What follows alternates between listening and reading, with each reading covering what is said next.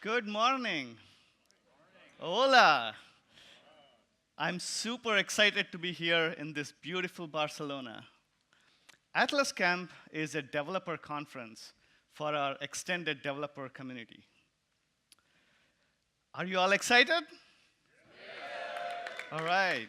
We have come a long way for Atlas Camp. We have been running this for 11 years. Let's see how long we have come using pictures. 2008, in Santa Rosa, around 30 people, it's unconference style, and hacking with Mike and Scott. Anybody here from 2008 who attended 2008? All right, big round of applause, Dan.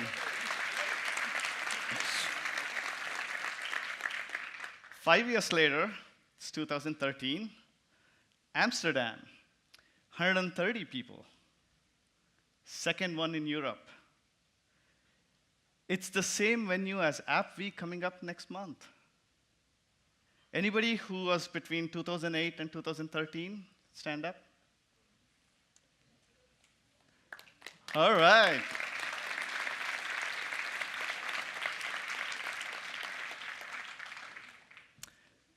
"2016, first time in Barcelona. We did it in the W Hotel at the beach.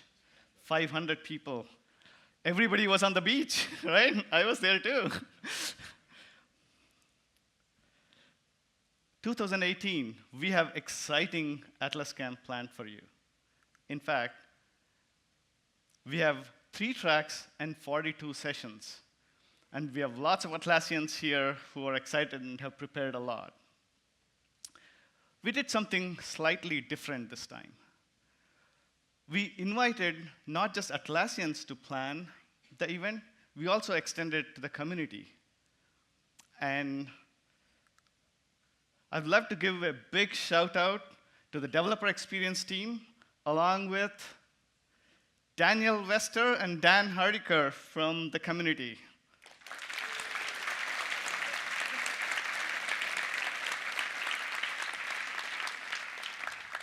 They worked hard to make sure that the content is relevant for you and exciting. Thank you.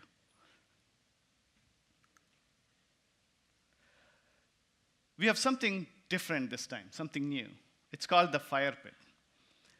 There was an ask to make Atlas Camp just like how it was in 2008 or 2013, smaller, more cozier, and we brought back using Fire Pit. And the way we did it was we have these rooms where it's arranged in circles, and it's unconference style. It's only 40 people, so you need to register soon. And it's open company, no bullshit. Everything that Atlassians know, you can know. But there's a catch. You need to sign an NDA before you go in. So hope you all enjoy the Fire Pit. It's new, and I'm sure you can learn a lot. We also have something new based on your feedback. We have the DevHelp Live booth outside. And the goal here is to make sure that you talk to the right Atlassians. We've always had one-on-ones with Atlassians. This time it's a bit better. You can figure out who the right Atlassians are, and we log it in a ticket so that it doesn't end here. After you finish Atlas Camp, you can continue discussion even further. That's awesome. Tomorrow, there's a coffee chat. You can come there to ask any question, AMA style, for me, Geoff Redfern, who's the VP of Product, and Adrian Ludwig, who is our new CISO. Make sure you ask them hard questions.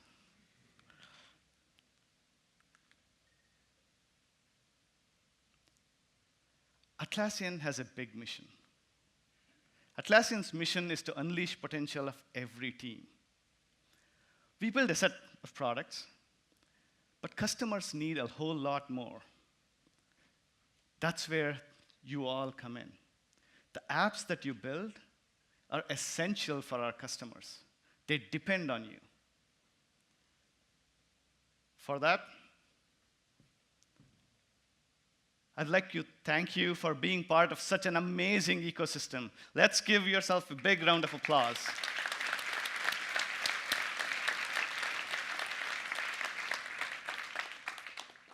Our customers use it in various different ways. And let me give you a very specific example of a customer using marketplace apps. Domino's. How many of you have had Domino's pizzas? Yeah, all of you.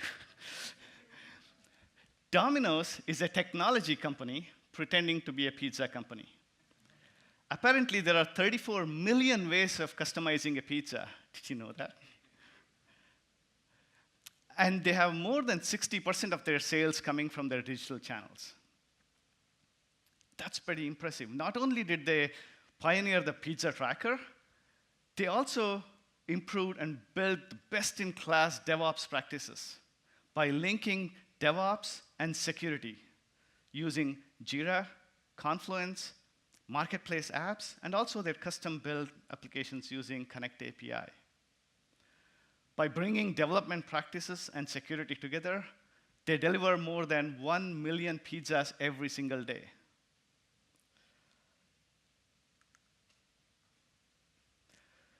Customers like Domino's and thousands more are leveraging Marketplace. And Atlassian has grown over the last 10 years. And with that, so has the ecosystem. And over the years, we have become so big that we have hit scale. When I say scale, here's what I mean. 70 million REST API calls per day, just for Jira. If you add Confluence and all the other products that we have, it's north of 100 million. That's pretty impressive.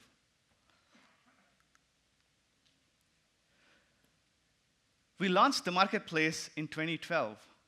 And just in the 6 years, Marketplace has generated more than $500 million in sales. That's a huge number. All right, question for you. Let's see if you guys are awake. In the last year, guess how much sales Atlassian, the Marketplace, has generated in the last year, just in the last year alone? Shout out some numbers. 50 million. 100 million. 55 million.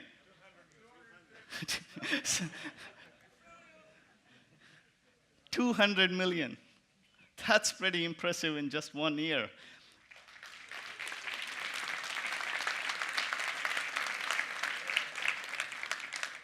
What this shows is Marketplace is at scale and is accelerating. That's impressive. Right. Every year, we recognize individuals who have gone far beyond the expectations of the community. We have the Top Ambassador, Community Ambassador Award, and the Lifetime Achievement Awards. Give me a drum roll for the winners. And the winners are Martin Arts and Daniel Wester. Please stand up.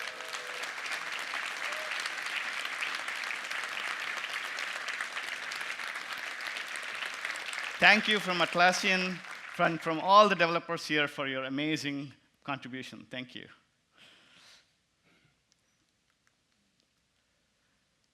Today we'll cover multiple things. We'll cover Marketplace, server and data center, and cloud, and how we are setting up these three for operating at scale. First, let's talk about Marketplace. And for that, let me invite Brendan and Alex on stage. Come on, Brendan.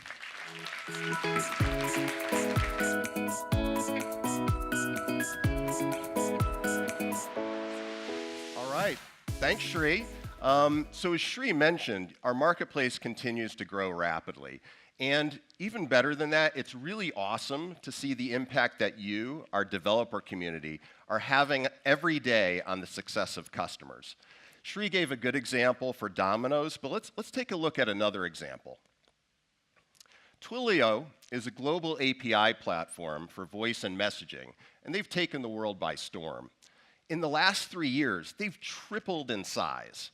Now, we all know how hard it is to scale at that sort of rate without the wheels completely flying off the bus.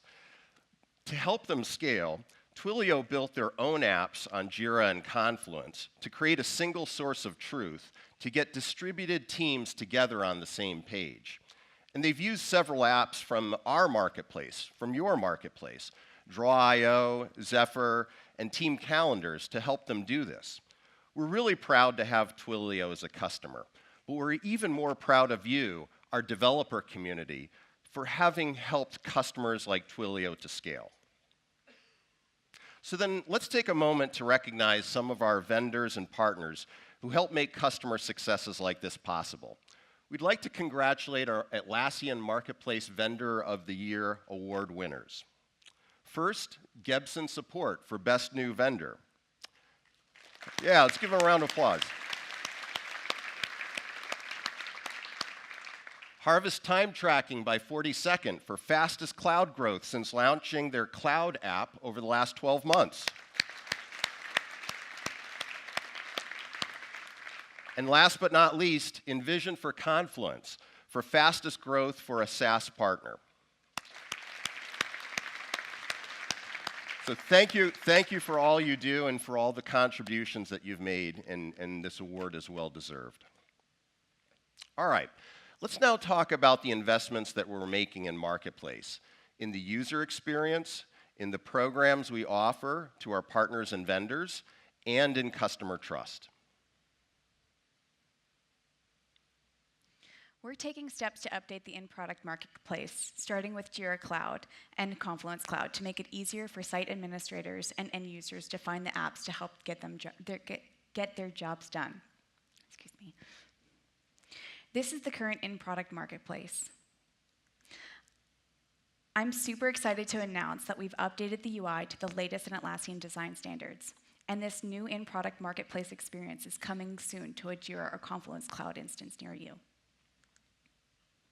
But we haven't just updated the UI. We're also exploring new entry point locations to improve discoverability. Today, we are testing a new entry point location in this navigation menu. This location allows admins to navigate to the in-product marketplace from anywhere else in product. Oh, and we're not just thinking about a single entry point. We want to get app discovery closer to where the user is in the context of their work. Here's an example of an additional entry point location that's coming soon to Jira Cloud. You know, and that's just the beginning. Over the coming months, we'll continue to make additional improvements in the in-product marketplace experience for Jira Cloud and Confluence Cloud. These include things like end-user empowerment. It starts with providing end users with access to the in-product marketplace and enabling them to signal their demand for apps to site administrators who can then make decisions around installation and purchase. Contextual notifications for end users and admins in their Atlassian cloud product experience to let them know about apps that can help make it easier for them to get their jobs done. And beyond Jira Cloud and Confluence Cloud, we plan to roll out the new in-product marketplace experience to other Atlassian products. All right, now that we've talked about Marketplace, let's discuss investments that we're making in programs for our partners and vendors to help you build your business. We owe all of our success to you, and we're committed to ensuring that we grow together. App vendors have told us they want us to reward solution partners fairly for the effort that they make in selling our apps, your apps, excuse me. So we've aligned partner discounts to better match our own discount structure, rewarding our top partners for the success that they've earned. So instead of 20% discounts across the board, the solution partner discounts are now 5 to 20%, depending on partner type, whether you're silver, gold, or platinum. Now, if you've been hesitant as an app vendor about opting into partner discounts in the past, now's really the time to reconsider and opt in. You know, we're also evolving our programs for vendors. We have a brand new top vendor program which rewards vendors who are most committed to cloud and highest performing in our marketplace. There's a lot of great benefits in this program, and they include things like first access to all Atlassian marketing initiatives. Additional Atlassian product licenses, up to 500 users for any of our products, and direct access to an account manager. So to all of our top vendors, congratulations on your accomplishments.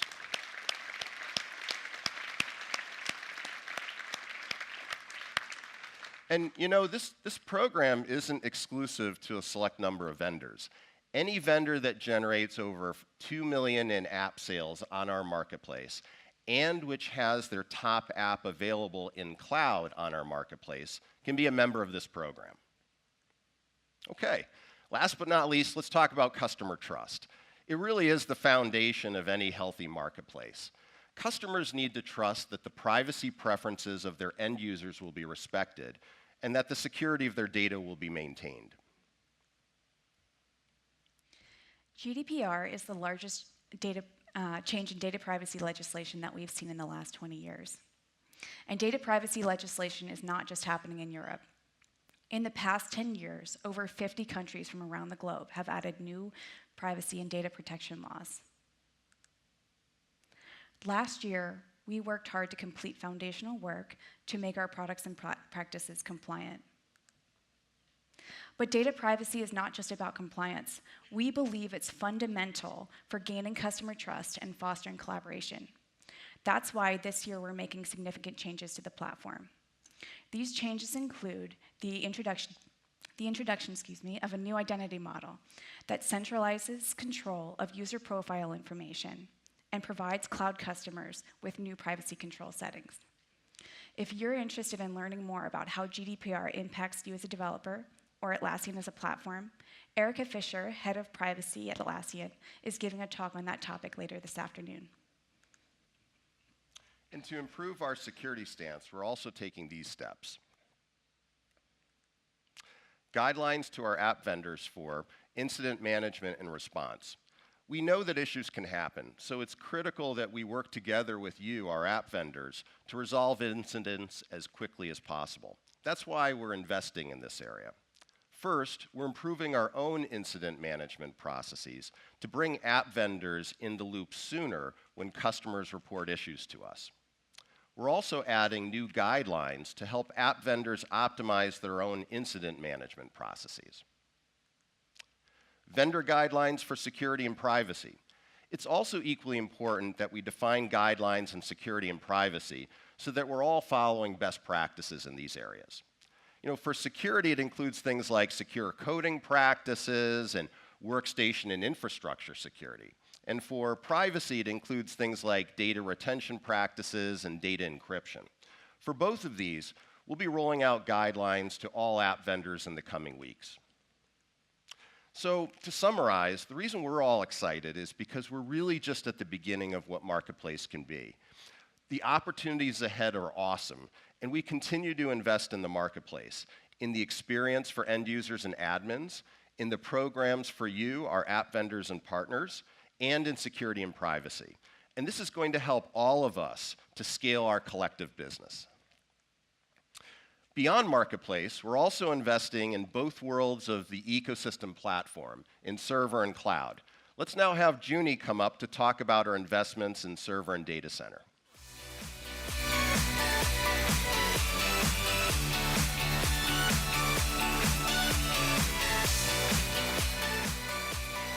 Thanks, Brendan. Good morning.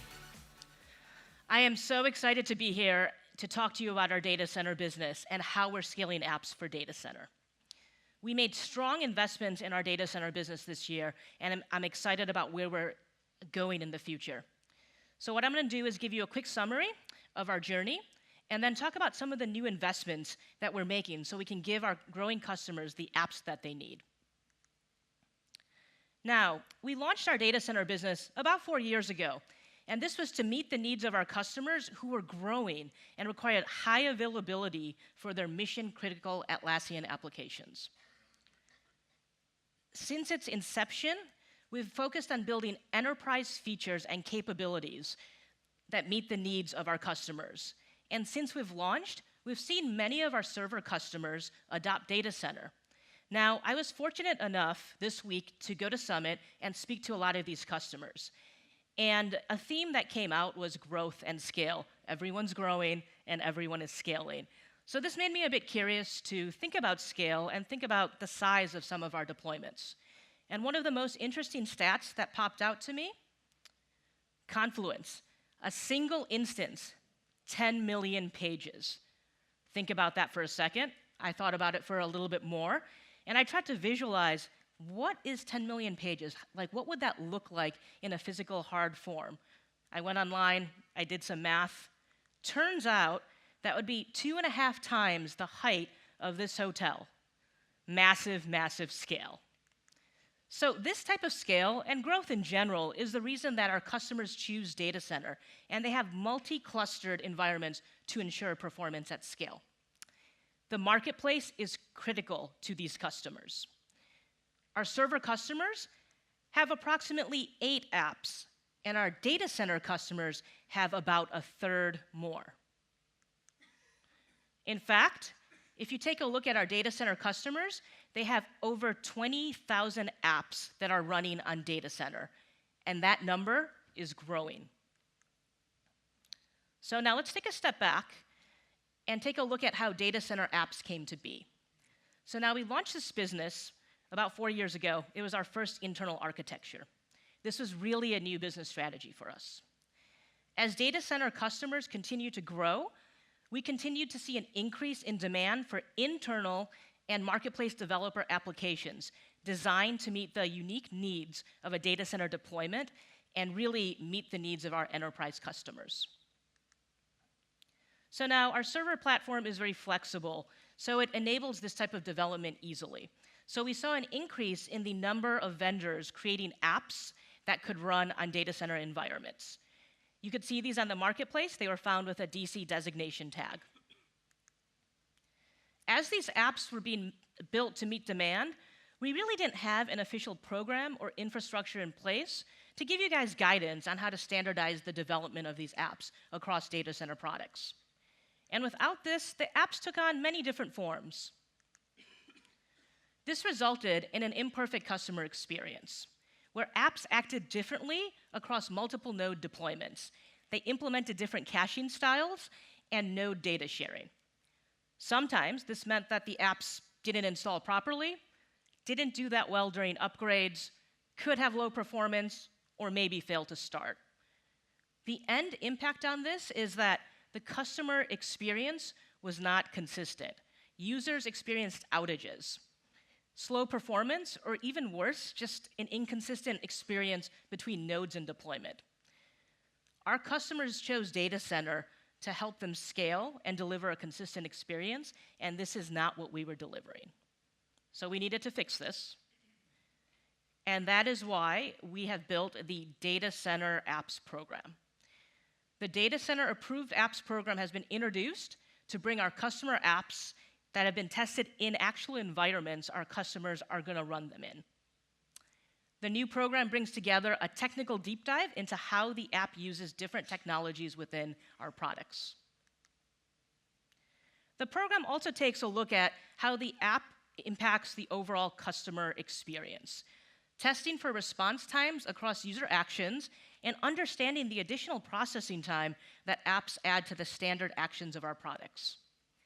We also take a look at how the app operates across multiple nodes, focused on maintaining consistency of our users and data experience as they move between nodes or share data with coworkers. With this program, we want these apps to be vendor tested and Atlassian approved.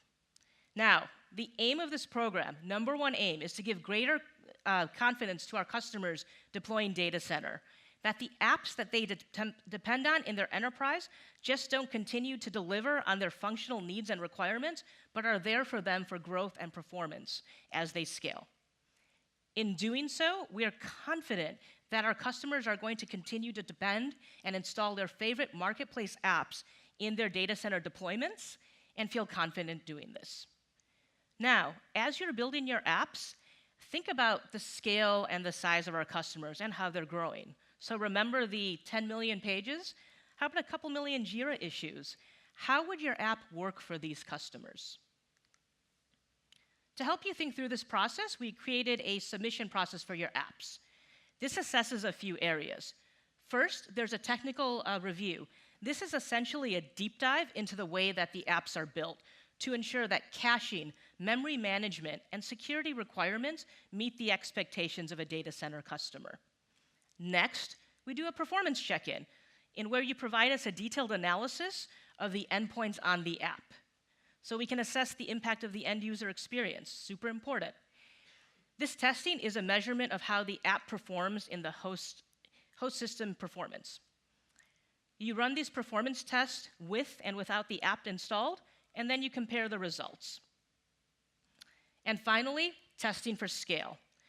We want to test the app response time, how it varies between a single node, 2-node, and 4-node cluster. And we want to ensure that we're maintaining proper performance.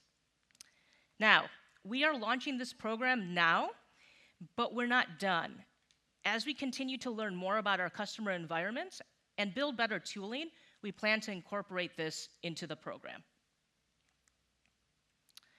I want to thank everyone here who has worked with us on this program and have already submitted their apps. Please give yourself a round of applause.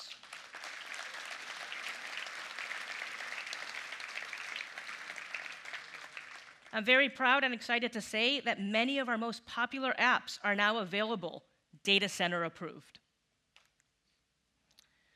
So we're making really strong investments in our data center product line, and we want to make sure that our customers continue to grow with us. And you are all such an important part of this equation. We are excited to continue to work with you to deliver enterprise-grade applications for our data center customers. So now, I'm going to switch gears, and we're going to talk about how we're scaling on cloud. And for that, I'd like to invite up Lucy and Diogo to the stage.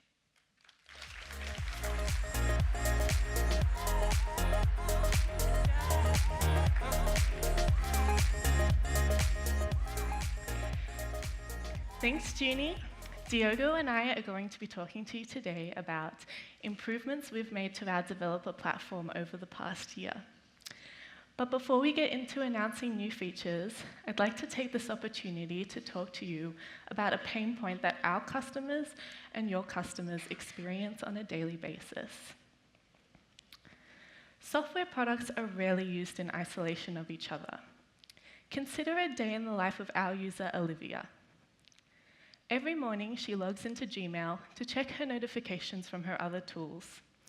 A colleague has shared a Confluence page with her, which she needs to follow up on later, so she adds a card to her personal to-do list in Trello. She checks her Slack channels, which her team uses to communicate. A developer has shared a Jira ticket with her, asking if she can attach her InVision prototype. And throughout the day, Olivia interacts with many, many more tools. The number of specialized tools within the SaaS product market has exponentially grown over recent years, meaning the number of apps and products that we interact with daily has increased. While this means more targeted solutions for consumers and their end users have the power to select the solution that best suits their needs, this explosion within the SaaS product market does cause some user experience challenges. Some of those are stop, start, resume work. End users are forced to endure constant context switching between multiple tools in order to get a single task done. Friction when sharing work between multiple tools and with colleagues who may use different tools slows users down. Distributed content makes it hard to stay on top of teamwork, and the noise created by each tool creates for an overwhelming experience. And finally, while end users may have the power to select the tool that best suits them, they don't always have the admin permissions to integrate that tool with their work environment.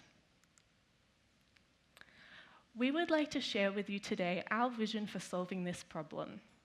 We envision a world where there are personal integrations. I'd like to explain this using a proof of concept, an app that we developed in-house, Atlassian Cloud for Gmail. Here you can see Olivia has received an email from a colleague that includes a link to a Bitbucket pull request, a failing pipeline, and a Jira ticket.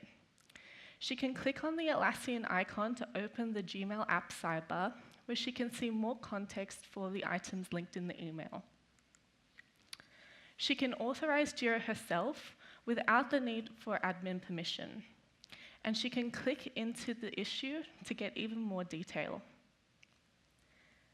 Olivia can even reply to a comment from within the context of Gmail. These kinds of personal integrations really help our customers stay on top of their teamwork. And as a side note, this Atlassian Cloud app is available on the Gmail Marketplace for you to install and use today. Gmail is, yeah, let's clap for that.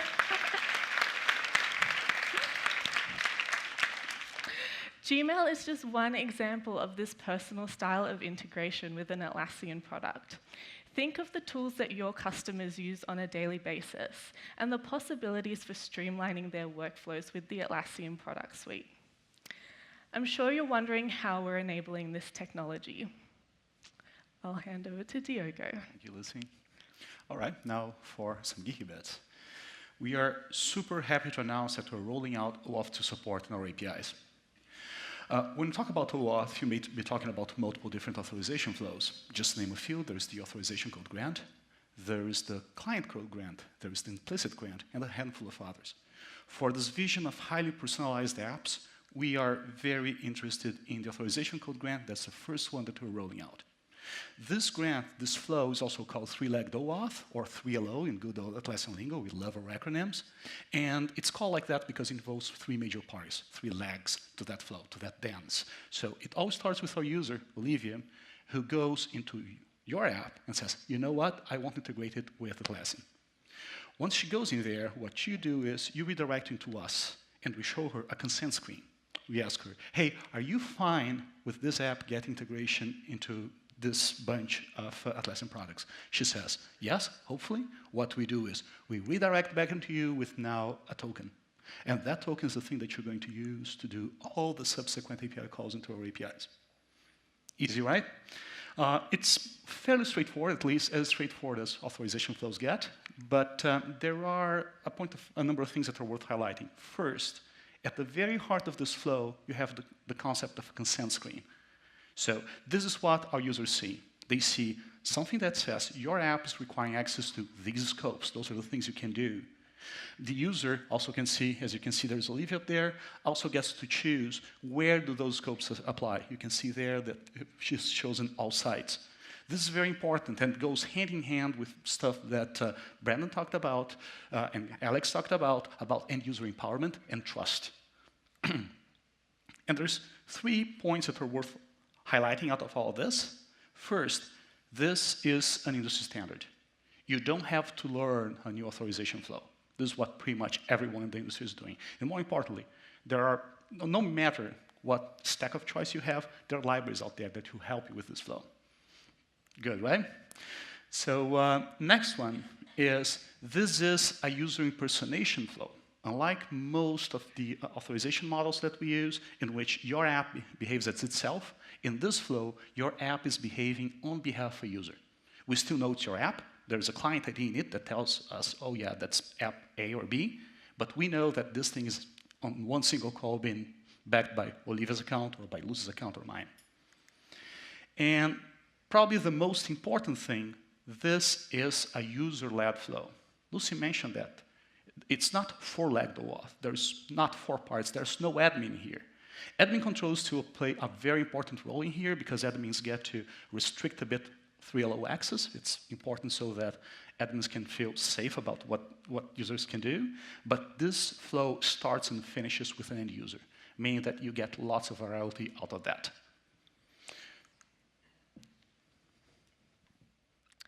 But let's talk about how you, our developers, can use 3LO in your apps. We've been working on improving our developer portal experience. In app management, which you can find on developer.atlassian.com, you can create a new app to find your app's client credentials. You can enable APIs such as the Jira REST API and add developer features such as 3LO. You can configure 3LO from right within the UI, And we have some handy developer tools, such as an authorization URL generator, to make the development experience that much easier. When you're ready to distribute your apps to customers, you can do so from right within App Management via the Distribute tab. Now let's talk release timeframes. As of today, the authorization grant flow is available as a developer preview for Jira Cloud Platform. This means you can access App Management, create and build apps using 3LO, and test them yourselves. Very soon we will go GA, which at that point you'll be able to distribute those apps to external customers. We're planning to continue this work to the whole Jira Cloud family and to Confluence in the near future. At App Week Miami earlier this year, we asked you what we could do to better help you design your apps. We're proud to announce the release of a brand new GUI pack using popular design tool Sketch. In this Sketch pack, you'll find UI components for our cloud products and our patterns. You can use this pack to quickly mock up your app designs and be better aligned with our design language. Everything within the pack can also be found in AtlasKit, so you'll have no problem converting your designs to code. That's not all. We got a bunch of other goodies for you. First and foremost, we're introducing something called Atlassian document format. For those of you who interact with content in Confluence, you're using CX HTML. Those that are doing that in Jira are using Wiki Markup. Those doing that in Bitbucket are doing that using Markdown. The Atlassian document format is the new format that binds it all. It's the new form that's going to be used across our products, allowing you for consistent handling of content. It's not just that, it's a much more powerful format. It will allow you to express things that are not available in those other things, such as app mentions.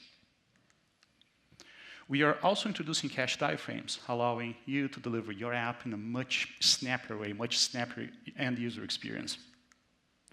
We are also rolling out a single shared secret. So you saw that screenshot by Lucy, you saw those credentials in there. You won't have to maintain different credentials, one per installation, one single thing, simplifying your dev flow. This has been rolled out to all apps that are listed in the marketplace, so yeah, it should already be available to you right now. Last but not least, something that's coming soon, we are introducing this concept of outbound auth. What does that mean is that this will allow you to integrate with 3LO solution, with other identity providers, 3LO as well. We will handle those tokens for you. So for example, if you're integrating an end user's Atlassian account with an end user's Google account, we'll handle those tokens. We'll provide you with the token that you need to do calls into us and into Google, so you don't have to be in the business of maintaining that and all the security details that that entails. So we think this has been a very exciting year, and we believe that we have a very exciting future ahead of us. So to hear a bit more about that, let's welcome Shri back on stage.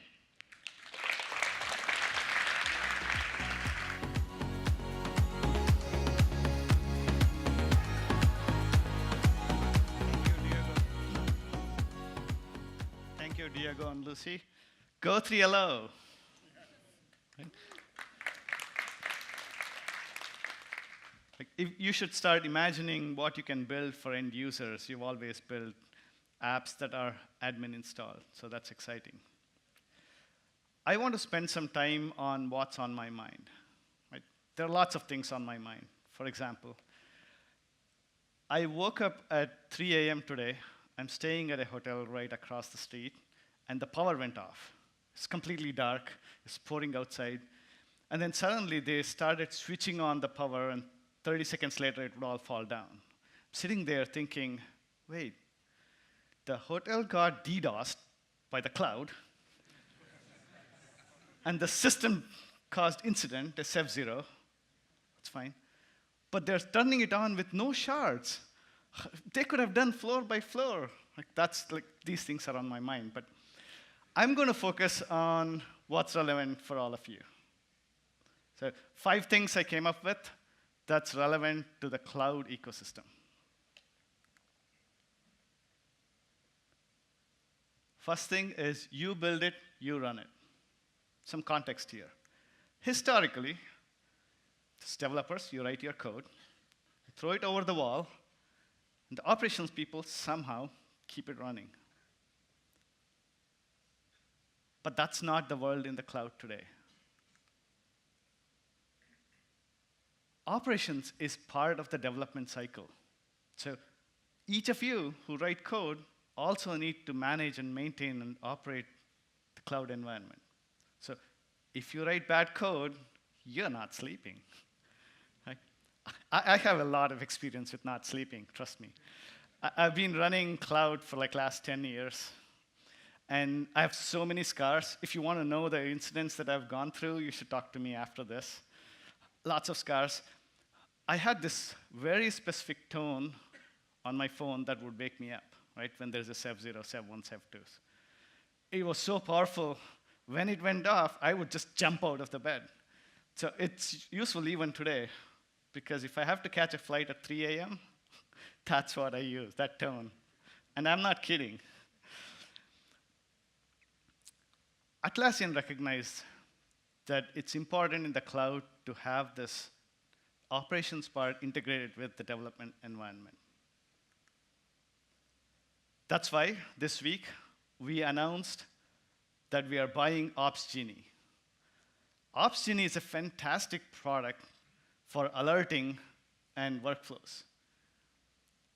Many of you use alerting if you have a cloud product. We feel OpsGenie being part of our family would make us a lot more powerful. And that's not all. We also announced another new product called Jira Ops. Jira Ops is an incident management tracking tool. It's an end-to-end tool that integrates OpsGenie, status page, and a number of other tools. Status pages are communication mechanism to customers and also internal staff. Integrating end-to-end would make the incident management process smoother and help us give a much better reliability for our customers. We have learned a lot in the last few years, having gone through massive changes in the cloud. With that in mind, we have open sourced our incident playbook with a number of workflows that we have internally. You can go check it out at atlassian.com/ops. I also encourage you to check out the products so you can use it with our incident process. That was number one. Second is performance and scale.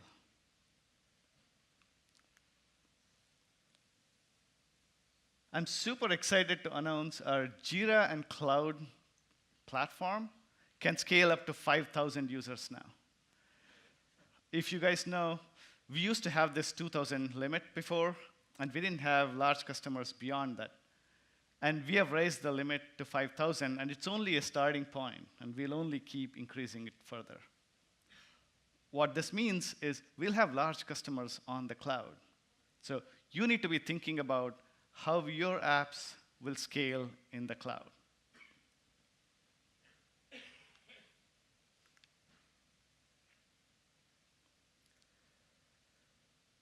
To get to 5,000 and beyond, we had to do a lot of work behind the scenes.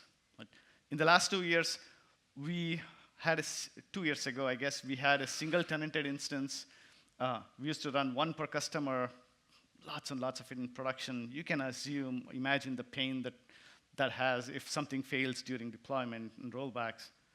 I see some smiles. We moved to AWS natively and made it multi-tenanted to be just like any other normal SaaS offering. And also, I guess we are on the journey towards microservices. We've created a bunch of microservices, not all the way there, but starting to go down that path. The other aspect of this is also having presence in every location, like the data centers. We started with US East and West. We added Ireland last year. I'm happy to announce that in the next few weeks, we'll be adding Sydney. And in the upcoming year, we'll be adding a couple more, Singapore and Frankfurt. What this allows us to do is to scale our platform and to make sure that we provide high scale and performance to all our customers. This also means that And if you look at the broad spectrum of things that we did, there is scale and there's performance. Right? You need to operate, have better performance at that high scale. And when you break down the problem, there's actually different kinds of work that happens when you think about scale and performance. Scale, we had to do a lot of work on the back end and optimizing the databases, making sure that the JQL and CQL work really fast because it's pretty complicated back end. Right? There's lots of work that happens in the back end. And the performance is a lot about the UI and how we optimize for that. So to measure the end user customer performance, we defined this new metrics called performance index. We base it on this industry standard called Aptex, and you can look that up. And we measure basically how happy is a customer based on certain thresholds, and we measure it consistently across all our products. And I'm super happy to say that we have improved performance both on Jira and Confluence, 25% on Jira and 20% on Confluence in the last year. Right? That took a lot of work. And in fact, for the view pages, if you just see the view pages, the read-only pages, that's even more because of the data centers and caching and a whole bunch of work that we did. It's 40% for Jira and 50% for Confluence. I need you to start thinking that if your apps are used at a higher scale, think 10x, which is how we design internally, how would your apps perform? And there's a number of things that we need to do to make sure that you can actually leverage the data centers that we have.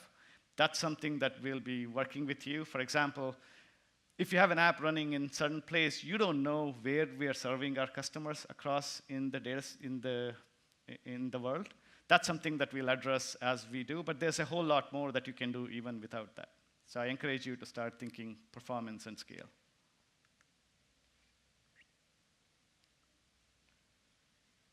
Third is change.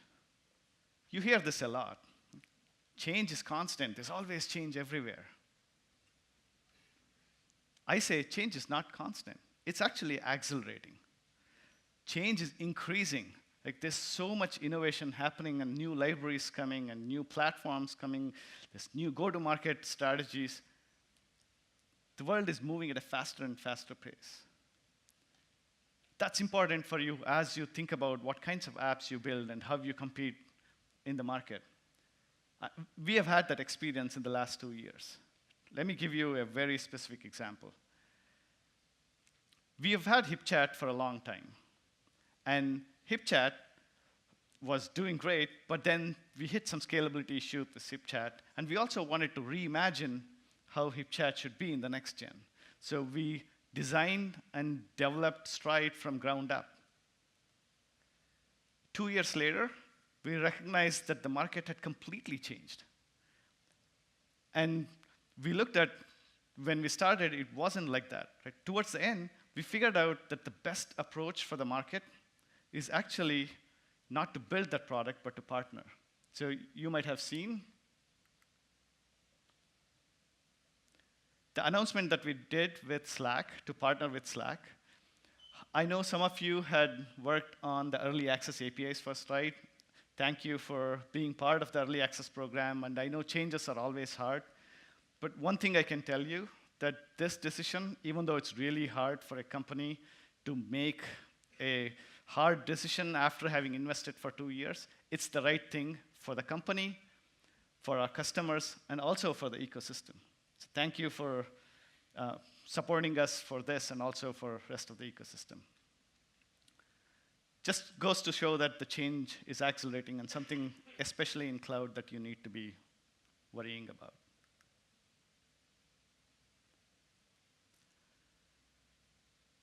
Cloud is the long game. Cloud is important in terms of how the trajectory is. If you look at the arc of cloud, we are in the early stages of cloud at Atlassian, and also for this community.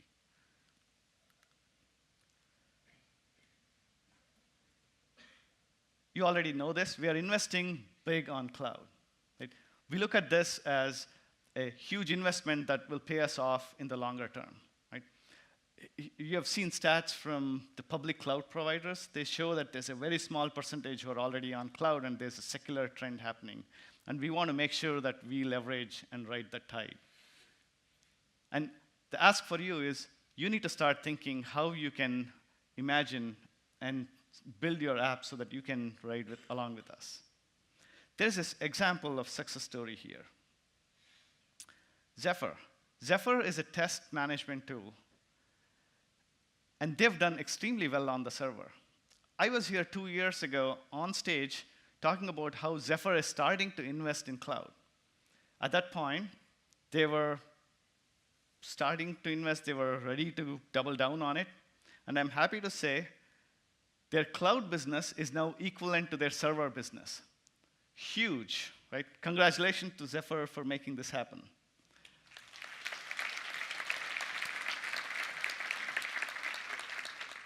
And this goes to show the opportunity that exists in cloud that you all need to leverage. All right.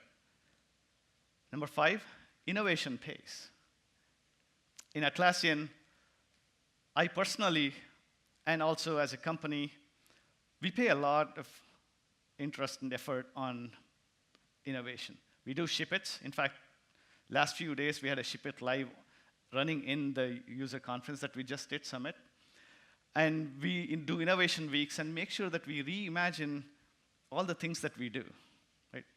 And that's something that's important for you. When you have an app on the server, you should also think about what does it mean just running on the cloud? Because there's some things that's possible, there's some things that can't. But also, what does it mean by thinking natively on cloud? We do that all the time. In fact, we are reimagining our APIs. Right? Our REST APIs have taken us so far. We've built a huge ecosystem based on the API, but we are challenging how the APIs need to be built. And we have a big vision. Our vision includes cross-product. That means the same API can work across our products.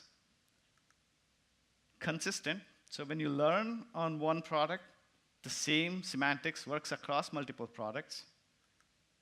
And efficient, so that at scale, you don't have to do multiple trips and works much better. So I'm happy to say that we are embarking on a brand new initiative called GraphQL API Initiative at Atlassian.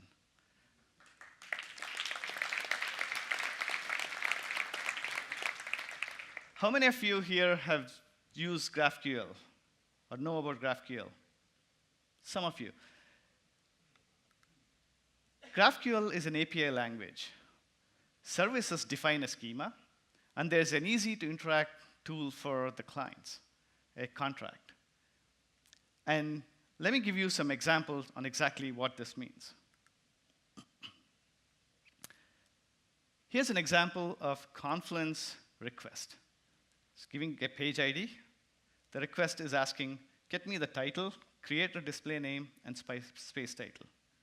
As you know, Confluence has a whole number of more attributes, but the client is only asking for those 3.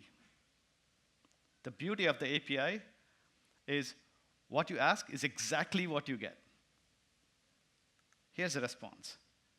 As you can expect, it has those 3 things, and this prevented you from getting a whole number of things and figuring out which ones you need and which ones you don't. And as you build your APIs, you can ask for more things along the way. That's pretty flexible. The other thing is the same semantics, like display name, attributes that you saw, display name, would also work on Jira, for example.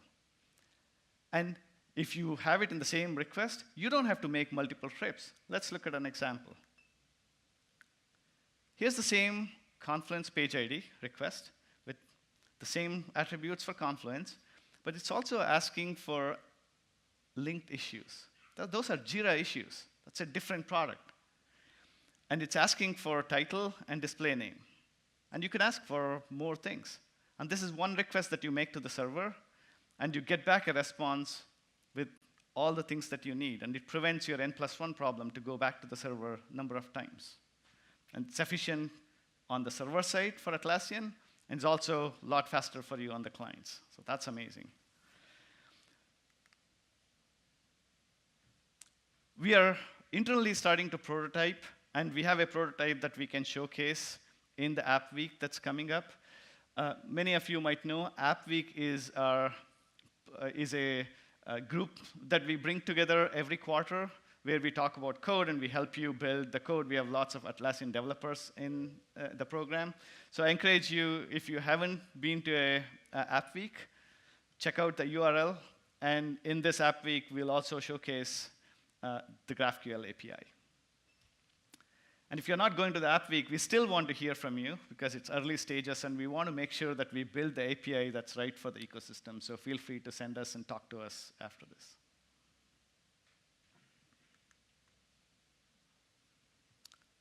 Great. We talked a lot today. We covered a whole bunch of ground.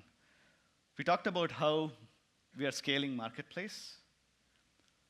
We also talked about data center programs.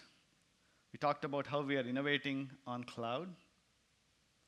And 5 things on my cloudy mind.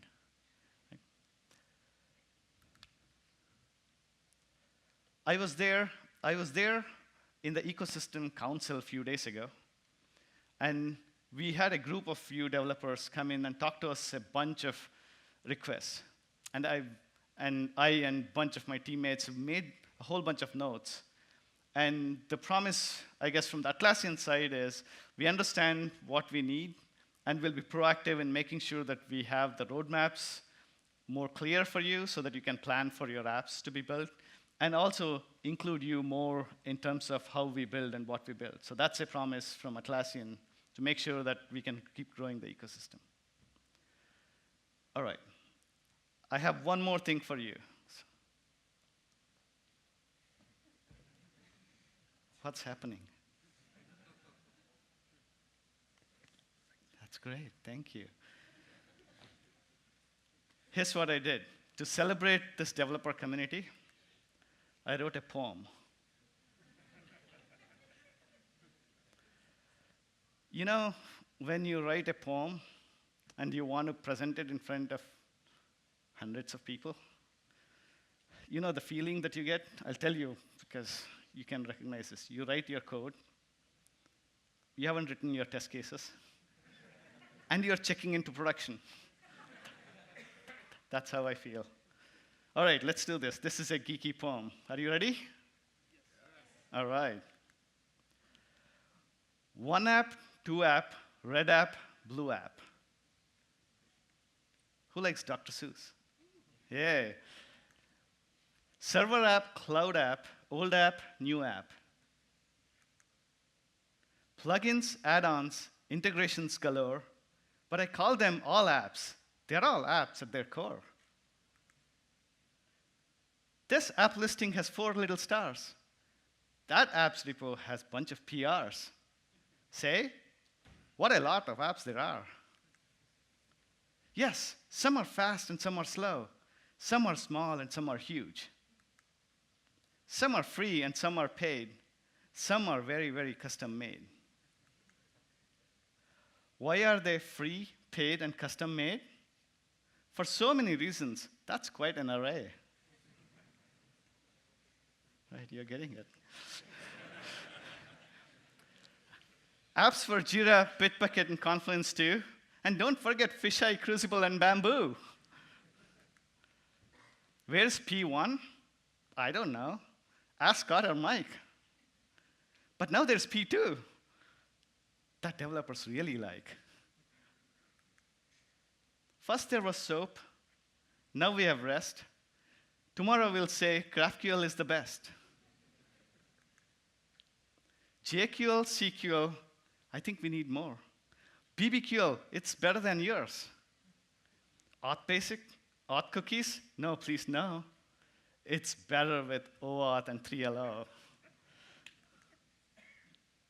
There are words that swear, there are words that scare. No matter where you are, nothing beats GDPR.